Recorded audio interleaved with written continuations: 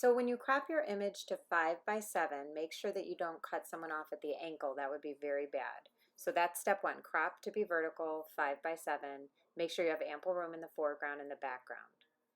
Once you have your image cropped, hit done. Your next step is going to be to improve the contrast of the image so that you can see all the details that you're looking at. So we're going to start with the adjustments.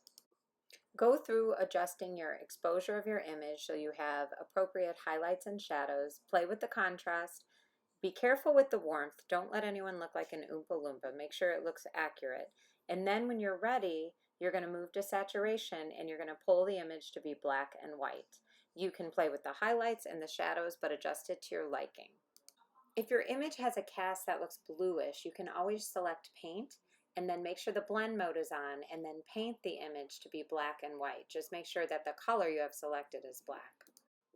Choose healing to clone or get rid of any marks on the image that are kind of distracting, like those spots on the ground by her feet. We could use the clone stamp tool. With that, the way the clone stamp tool works is you're going to tap the image to define the source that you're pulling from, and then you drag your finger to apply that stamp. So I'm tapping on the ground where there's no spots, and then I take my finger and then I am going to just drag over these spots, and it will cover them using the kind of the clean cement, let's say, that's behind there. So you're just tapping it and it will go away. It's a pretty great tool, so try that out too. And now finally we're going to get into burning and dodging. So you're going to tap the light tool. You'll lighten areas that you want to make brighter and you'll darken areas that you want to see more contrast or shadows in. So I'm going to choose to darken where the railing is. I'll change my opacity down to about a quarter, 25. Hardness down to 0, and I'll make my brush larger because I really have a large area that I'm trying to darken. So just go ahead and you got to play it by ear because you don't want it to be too much. You want the texture to be realistic. So increase where you need to see more detail. I notice in the ground I need to do that, and then I'm going to look at her jeans and I kind of want to see if I could darken those up a little bit. If I tap that image in the top left, I can see what the image looked like before I burned and dodged and after.